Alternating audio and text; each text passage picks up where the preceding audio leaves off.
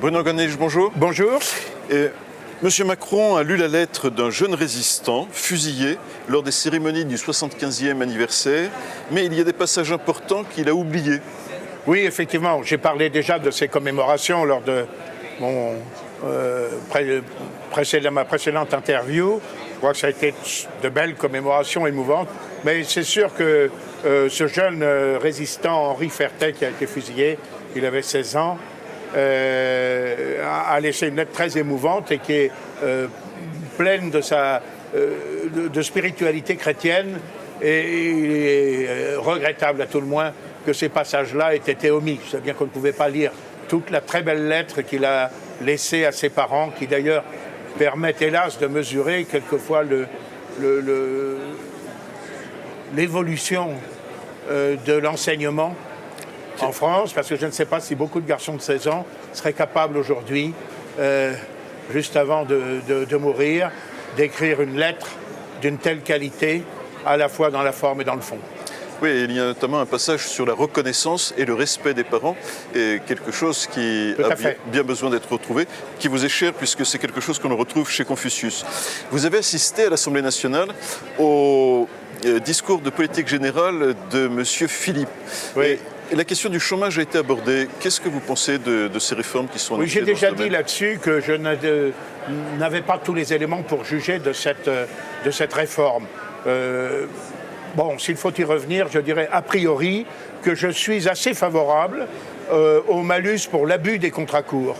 Car il y avait manifestement un abus des contrats courts. Alors on va dire, mais s'il y a un malus pour les contrats courts, les employeurs ne prendront plus du tout d'employés.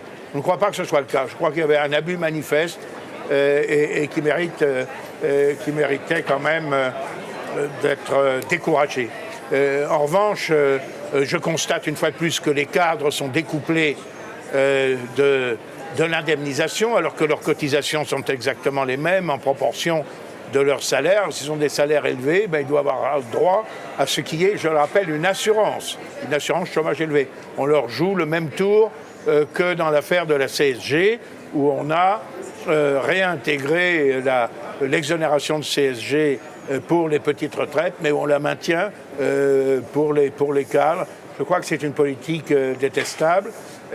Surtout, ce que je veux noter sur cette affaire du chômage, et qui est quand même particulièrement scandaleux, c'est qu'on a attendu précisément le lendemain des élections européennes, au cours desquelles la baisse dérisoire du chômage de 0,01%, c'est-à-dire 1 pour 1000, c'est-à-dire à la limite de ce qui est véritablement mesurable, a été un argument de campagne pour le gouvernement, pour la majorité, que l'on a tonitrué partout. Eh bien, à peine l'élection était-elle passée que l'on apprenait, comme de jusque General Electric, reniant ses promesses lors de l'absorption d'Alstom, que Whirlpool, que Ascoval licenciaient, fermaient des établissements, etc. Si on avait su ça la veille du scrutin, je pense que le résultat eût été encore plus défavorable pour la majorité actuelle. Alors, une activité qui ne licencie pas, une entreprise qui ne licencie pas, c'est Airbus. Airbus qui en 50 ans est devenu le leader de l'aviation civile dans le monde. Airbus lance avec Dassault un système le SCAF, le système d'armes pour l'avion de combat du futur. Oui. Projet européen ? Oui, projet européen, parce que ça se fera en coopération avec les Allemands. Du coup, nous abandonnons la fabrication du char nouveau à l'Allemagne, et ça se fera aussi, semble-t-il, avec les Espagnols. Je dirais que je ne suis pas sûr que ce soit une si bonne opération que ça. Je pense que Dassault était tout à fait à même de fabriquer l'avion de combat du futur dont la France avait besoin. La preuve d'ailleurs, c'est que la Suède, qui est un État quand même, je crois, sauf erreur, 6 fois moins peuplé que le nôtre, arrive avec la société Saab à fabriquer son propre avion. Mais je n'ai pas les compétences techniques pour juger de la pertinence de cette coopération. Ce que je noterai simplement, c'est que voilà une coopération européenne qui s'élabore dans un cadre qui ne doit rien à l'Union européenne, une de plus, et c'est tant mieux. Et ça marche. Alors, ce qui ne marche pas du tout, par contre, c'est la situation d'un ancien légionnaire qui, il y a 5 ans, était à la gare du Nord avec sa compagne, a été attaqué au couteau par un dealer, repris de justice, poursuivi par la justice, condamné pour des faits de violence avec arme. Manquant à l'obligation, d'ailleurs, de contrôle judiciaire, ce type a agressé ce légionnaire et sa compagne au couteau. Il lui a percé la main. Le légionnaire a réussi à reprendre le couteau et à blesser. Alors, est-ce intentionnellement, est-ce non intentionnellement? Je n'en ai personnellement rien à fiche. C'est les risques du métier. Ce sont les risques du métier des agresseurs. Il a blessé à la cuisse cet agresseur qui en est mort. Bon. Eh bien, écoutez, il y a des risques du métier dans toutes les activités, y compris dans celles de dealers, d'agresseurs, etc. Et alors, 5 ans après, vous vous rendez compte de ce que ça représente comme angoisse pour ce malheureux légionnaire. 5 ans après, il est traduit devant, je ne sais pas si c'est les assises ou en correctionnel, parce que certains magistrats considèrent que sa riposte n'était pas proportionnée à l'attaque. C'est cet argument de proportionnalité que je trouve absolument détestable, qui pratiquement vous oblige légalement à vous laisser assassiner avant de savoir si vous avez le droit de riposter, n'est-ce pas? C'est désarmer la population française face aux agresseurs. Quand je commençais mes études de droit, il y avait comme ça un certain nombre de présomptions irréfragables. Par exemple, si vous repoussiez de nuit quelqu'un qui pénétrait chez vous par effraction, par escalade, eh bien, vous pouviez le tuer et il y avait une présomption irréfragable que vous vous étiez défendu, voilà, et les risques étaient pour l'agresseur. Pareil d'ailleurs s'il s'agissait d'une attaque en groupe avec violence. Et moi j'ai regretté personnellement que certains commerçants n'aient pas été en mesure de se défendre lorsque les voyous, casqués, armés, etc., ont défoncé leur commerce. Écoutez, voilà, comme dit un proverbe, paraît-il, chinois, si les lapins avaient des fusils, il y aurait moins de chasseurs. Moi, je suis décidément du côté des agressés et contre les agresseurs, et je trouve absolument abominable l'attitude des magistrats, mais aussi des législateurs qui sont responsables de cette situation, qui ont méthodiquement désarmé le peuple français et qui le livrent au règne des voyous. Autre pays, autres agressions. Après la mort, le 21 mai dernier, d'Annette Kennelly en Afrique du Sud, qui était très engagée en faveur de la défense des fermiers blancs, lesquels ont été assassinés par milliers depuis la fin de l'apartheid en 1994, un vif émoi a saisi la communauté sud-africaine et dans une certaine mesure internationale au sujet de la situation des fermiers et de la minorité blanche en Afrique du Sud. On rappelle que 72% des terres sont toujours possédées par des Blancs qui sont cependant une minorité. Quel est votre sentiment sur l'évolution de la situation? Non mais d'abord, il faut rétablir les choses. Les Blancs sont arrivés en Afrique du Sud avant les Noirs, ce que personne ne sait. S'ils arrivent au Cap, les migrations bantoues ne sont pas encore arrivées en Afrique du Sud. Premièrement. Deuxièmement, les tribus indigènes avaient un mode de vie nomadique. Il n'y a pas eu de spoliation des populations africaines. Il y a eu une mise en valeur par des fermiers d'origine, la plupart hollandaise, extraordinairement courageux, les boers. Et nous constatons, comme malheureusement souvent, après les indépendances ou les prises de contrôle par les Africains, que la propriété, et les droits, la sécurité et la vie des Blancs n'est pas garantie. Et il y a un véritable génocide. Je ne suis pas du tout sûr qu'il y ait l'émoi que vous dites, puisque effectivement, on dit on laisse entendre que c'est presque normal, que ce seraient des accapareurs.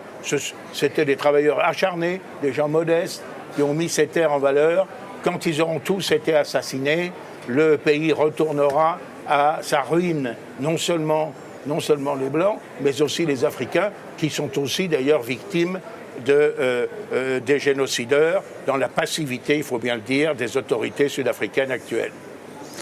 Le 17 juin dernier est décédé l'ancien président égyptien Mohamed Morsi, qui avait été renversé en 2013, à la suite, dit-on, d'un manque de soins médicaux pour un cancer qu'il avait. Est-ce que ce renversement vous paraît avoir eu les fruits escomptés? Quel est votre avis sur la situation égyptienne présente? Je vais vous surprendre et je vais peut-être choquer un certain nombre de mes amis. Je n'ai pas approuvé le coup d'État qui a débarqué Mohamed Morsi. Mohamed Morsi avait été élu, ce qui est assez rare quand même dans ces pays-là. Certes, il n'est pas du tout de ma paroisse, et il était lié aux frères musulmans. Je ne crois pas, contrairement à ce que l'on a dit, qu'il ait une responsabilité personnelle dans les exactions des islamistes à l'égard des Coptes, que je condamne. Et je pense que l'armée a eu tort de le renverser. Et plus tort encore, de l'emprisonner dans ces conditions et de ne pas lui donner ou de lui donner au compte-gouttes les soins dont il avait besoin. Pourquoi? Je pense que je compare cette situation avec celle de la Tunisie. En Tunisie aussi, les islamistes, les musulmans peu plus radicaux sont arrivés au pouvoir par les urnes. L'armée a laissé faire, mais elle est restée garante du fonctionnement des institutions. Eh bien, l'expérience a été désastreuse et les islamistes ont été tout à fait pacifiquement renversés aux élections suivantes. Je pense qu'il eût mieux valu laisser l'expérience Morsi aller jusqu'à son terme, parce que là, on en a fait un martyr. Et je dois dire que quand je vois les condamnations à mort par centaines de frères musulmans, encore une fois, je ne suis pas un islamiste, je n'ai aucune sympathie de doctrine pour les frères musulmans. Je crois qu'il est très, très, très maladroit d'en faire des martyrs. Et je voudrais paraphraser Talleyrand après l'exécution du duc d'Enghien, disant de ce qui avait été accompli par Napoléon, c'est pire qu'un crime, c'est une faute. Voilà mon sentiment. Personne n'est obligé de le partager, bien sûr. Proche-Orient toujours, après des attaques dont les circonstances sont encore mal connues le 13 juin contre 2 bateaux pétroliers qui voyageaient vers le Japon en mer d'Oman, les États-Unis ont déclaré que l'Iran était responsable des attaques. Le Premier ministre japonais Shinzo Abe était en déplacement en Iran dans le même moment. Il a déclaré qu'il n'était pas en état de médiation entre l'Iran et la communauté internationale. Pour autant, cet incident ravive évidemment les tensions autour de la situation iranienne après la dénonciation du protocole d'accord sur le nucléaire par les États-Unis d'Amérique il y a 2 ans. Quel est votre avis? Mon avis, c'est que M. Trump mène évidemment une guerre, sans doute pour complaire aux intérêts d'Israël, je crois.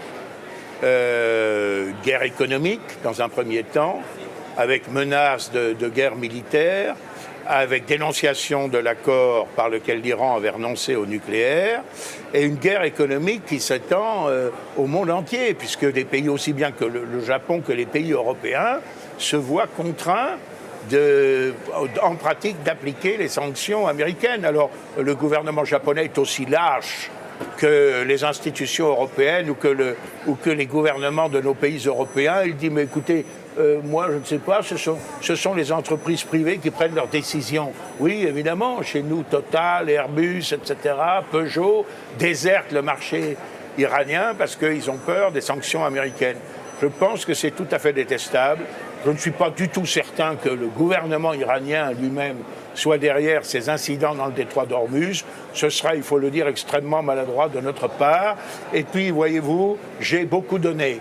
Je veux dire, nous savons que les États-Unis sont entrés en guerre 6 fois au cours du siècle écoulé, souvent d'ailleurs dans notre intérêt. Je suis heureux qu'ils nous aient donné un coup de main en 14-18 ou qu'ils aient débarqué en Normandie en 40. Mais il faut bien le dire, ils sont entrés en guerre 6 fois sur la base d'un mensonge d'État.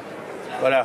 Y compris, pourtant je soutenais la liberté du Vietnam, mais on sait aujourd'hui que l'incident du golfe du Tonkin, qui a servi de prétexte au bombardement du Nord-Vietnam, lequel, à mon avis, n'avait pas besoin de ce prétexte, puisque le Nord-Vietnam agressait continuellement le Sud. Bon, eh bien, on sait aujourd'hui que c'était fabriqué, comme on a su que l'affaire d'Irak était fabriquée totalement, qu'il n'y avait pas plus d'armes de destruction massive que de poudre de perlimpinpin dans les armements irakiens. Alors, voilà, ceci me rend méfiant. Moi, je ne suis pas un adepte de l'Iran, du régime iranien. Tout le monde peut avoir son opinion. Je crois malgré tout que ce régime est, selon nos standards, moins critiquable que ne le sont les salafistes. Et par conséquent, je déplore qu'on en arrive là. J'espère qu'il n'y aura pas d'affrontement militaire dans cette région. Ça exacerberait la désagrégation politique et le chaos militaro-politico-économique auquel on assiste dans ce secteur. Cette situation de fait aura-t-elle un affect sur la déclaration de candidature qu'a faite Donald Trump le 18 juin dernier à Orlando, en Floride, où, devant 20 000 personnes, il a déclaré officiellement commencer sa campagne de réélection autour de 3 grands thèmes: l'immigration, la santé économique et la dénonciation de ses ennemis, notamment dans les médias. Son slogan de campagne est « Keep America Great », conserver sa grandeur à l'Amérique après « Make America Great Again », la lui rendre. Est-ce que vous pensez qu'il a des chances de réussir? Est-ce que vous pensez que sa campagne est dans les bons tons? Est-ce que vous pensez que la situation présente à laquelle il fait face, à la fois au niveau domestique et au niveau international, pèsera de quelques poids sur la campagne? Oui, alors je crois, encore une fois, je suis critique de la position de M. Trump vis-à-vis de l'Iran. Je me suis réjoui de l'élection de Trump et je pense qu'il a des chances très sérieuses d'être réélu. Parce qu'il a su parler au cœur des Américains modestes, et prendre en compte leurs préoccupations.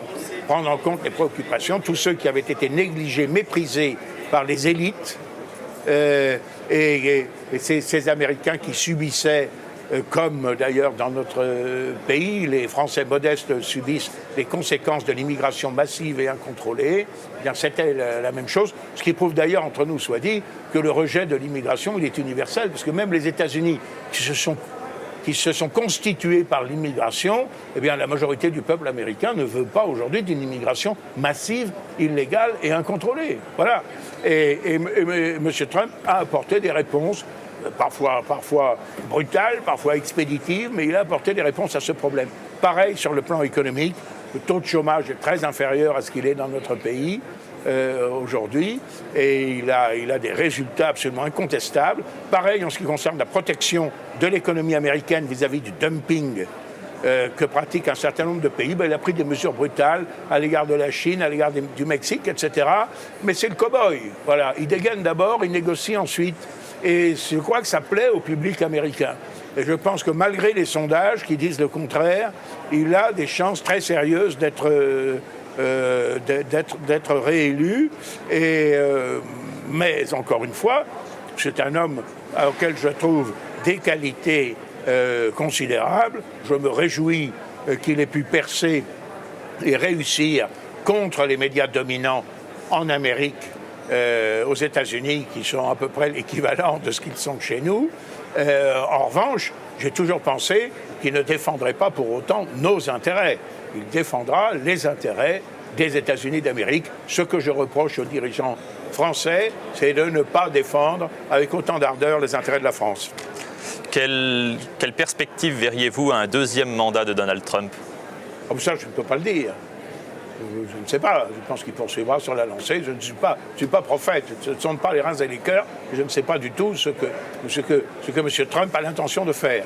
Je crois qu'il faut rester prudent dans ce domaine. Encore une fois, il défendra les intérêts, ce qu'il croit être les intérêts des États-Unis d'Amérique, peut-être de vieux alliés des États-Unis, comme Israël ou autres, mais il n'est pas chargé de défendre les intérêts de notre pays. Très bien, dernier sujet à l'international. Les 9 et 16 juin dernier, le dimanche, il y a eu de très importantes manifestations à Hong Kong, oui, avec 1 million sur les 6 que compte l'État de citoyens dans les rues, contre un projet de loi qui autorisait l'extradition de citoyens hongkongais vers la Chine. Les citoyens, la population, y a vu un risque de mainmise de la Chine sur les affaires judiciaires hongkongaises et sur la sécurité de la population. Le projet de loi a été suspendu, mais les manifestations perdurent. Est-ce qu'en spécialiste de l'Asie, vous avez un jugement? Oui, j'ai des informations très précises sur Hong Kong. Parce que un certain nombre de proches qui résident, d'ailleurs qui travaillent là-bas pour le compte d'entreprises françaises. Je crois que ce soulèvement pacifique du peuple de Hong Kong, et notamment des jeunes, est extraordinairement courageux. Je pense qu'il est légitime. Et certes, Hong Kong a été légitimement rendu à la Chine. Je vous rappelle que ça avait été arraché à la Chine après les guerres de l'opium, etc. C'était géré par les Britanniques pour un bail de 99 ans. À l'expiration de ce bail, eh bien, ça a été rendu à la Chine et c'est tout à fait normal. Mais la Chine s'était engagée à ce moment-là à respecter l'autonomie et les libertés de Hong Kong. Et il semble, en tout cas c'est perçu comme ça par la population de Hong Kong, qu'on veuille renier justement sur ces garanties. Et je trouve tout à fait admirable la demande pacifique, encore une fois, du peuple de Hong Kong pour conserver cette autonomie et ces libertés. Je crois que la Chine est aujourd'hui un grand pays, c'est une grande puissance. Fort heureusement, depuis les années noires du communisme de Mao Tse-tung, qu'encensaient à l'époque de ma jeunesse toutes ces élites qui viennent aujourd'hui nous donner soi-disant des leçons de démocratie et qui étaient maoïstes, les Bernard-Henri Lévy, les Glucksmann, les Serge July et beaucoup d'autres, n'est-ce pas? J'ai toujours considéré que c'était un régime totalitaire. Aujourd'hui, ce totalitarisme est totalement a fait place au respect des libertés économiques, mais pas encore quand même sur le plan politique. Je pense que le gouvernement chinois s'honorerait en respectant les libertés de Hong Kong, en cessant toute pression à l'encontre de Taïwan, en cessant de bétonner les quelques atolls en mer de Chine que le gouvernement chinois, au nom de droits historiques très hypothétiques, voudrait s'approprier en totalité, alors qu'à mon avis, ce qui serait raisonnable, c'est que le plateau continental de cette étendue qui fait partie de l'océan Pacifique soit partagé à parts égales selon la ligne d'équidistance des côtes entre la Chine d'une part et les autres États riverains. Je veux parler de la Malaisie, de l'Indonésie, des Philippines, etc. Voilà, je crois que ça, ce serait raisonnable et qu'il serait raisonnable aussi quand même que, là encore, je ne suis pas musulman, je combats l'islamisme politique, mais que la Chine traite différemment les populations turcophones et musulmanes du Xinjiang, voilà, qui, au nom d'un principe de précaution, sont quand même enserrés dans un carcan qui est extrêmement serré, c'est le moins que l'on puisse dire. Merci Bruno Gollnisch. Merci.